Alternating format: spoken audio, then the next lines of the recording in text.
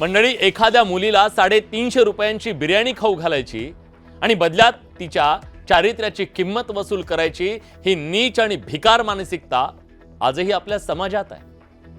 Branded कपडे घातले, इंग्रजीत 2 वाक्य फेकली, एसी ऑफिसमध्ये लाखोंचा पगार घेतला म्हणून कुणी कधीच पुढारलेलं होत नाहीये.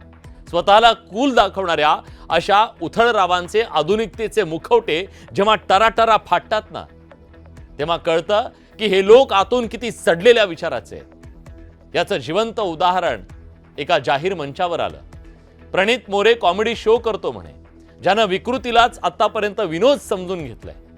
त्याच्या शो मध्ये स्टेजवर उभं राहून एक माणूस म्हणतो, 370 रुपयांची बिर्याणी खाऊ घातली, ती वसूल करणार, आणि त्यावर सभागृहात हशा पिकतो, टाळ्या वाजवल्या जातात. कॉमेडियन त्या विकृतीवर खदखदून दात विचकून हसतो. तो जोक नाही, त्या हजारो वर्षाच्या पुरुषी अहंकाराचा आवाज आहे, ज्याला वाटतं की पैशानं स्त्रीची इच्छा विकत घेता येते. हा त्या मानसिकतेचा चेहरा आहे, जे अजूनही स्त्रीला व्यक्ती म्हणून नाही, वस्तू म्हणून पाहतो. आणि त्याहून भयंकर काय माहितीये, हे सगळं इट्स अ जस्ट जोक. या स्वस्त आडोशामागं लपवलं जातं. आजकाल प्रत्येक घाणेरड्या विधानाला विनोद म्हणायचं, प्रत्येक अश्लीलतेला डार्क कॉमेडी म्हणायचं, आणि प्रत्येक विकृतीला अभिव्यक्ती स्वातंत्र्याचं लेबल लावायचं. हा एक नवा उद्योग सुरू झाला. पण विनोद म्हणजे समाजाला आरसा दाखवण्याची कला आहे. विनोद म्हणजे जखमेवर फुंकर घालण्याची संवेदना आहे. पण स्त्रीचा अपमान, मृतदेहांबद्दलची अश्लाघ्य भाषा, शरीराची चेष्टा आणि मानवी प्रतिष्ठेची खिल्ली उडवणं हा विनोद नाहीये. डार्क कॉमेडीच्या नावाखाली प्रणित मोरेनं अनेकांना लज्जा वाटावी असा कंटेंट अनेक वेळा इंटरनेटवर दिला. त्याचा प्रसाद सुद्धा त्याला काही जणांनी दिला, पण त्याची चाल जात नाहीये. व्ह्यूज आणि पैशाच्या हव्यासापोटी या गिधाडांची भूक इतकी पराकोटीला पोहोचली आहे की आता त्यांना मेलेल्या माणसांच्या शरीरात सुद्धा वासना आणि सेक्स शोधायचा आहे.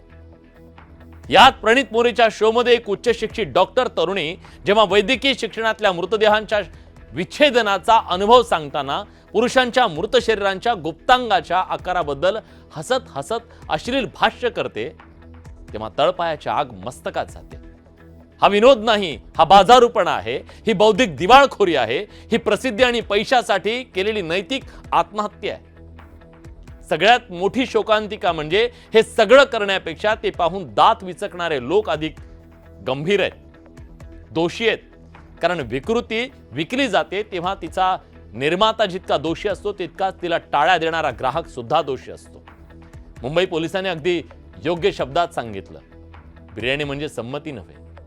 पण हा संदेश केवळ एका व्यक्तीसाठी नाहीये, तो संपूर्ण समाजासाठी आहे, ज्यांनी स्त्रीचं मेनू कार्ड बनवलंय ना. म्हणून आता वेळ आली आहे अशा कंटेंटला टाळ्या नाही, बहिष्कार टाकायची. अशा विकृतीला प्रसिद्धी नाही, तर सामाजिक नकार द्यायचे. कारण समाज फक्त कायद्यानं सुधारत नाही, समाज सुधारतो तो प्रेक्षकांच्या विवेकानं. आणि विवेक जागा झाला तर कोणतीही विकृती फार काळ टिकू शकत नाही.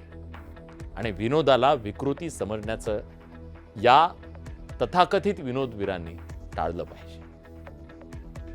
विकृती हे विकृतीच असते, ती विनोदाच्या माध्यमातून विकू नका.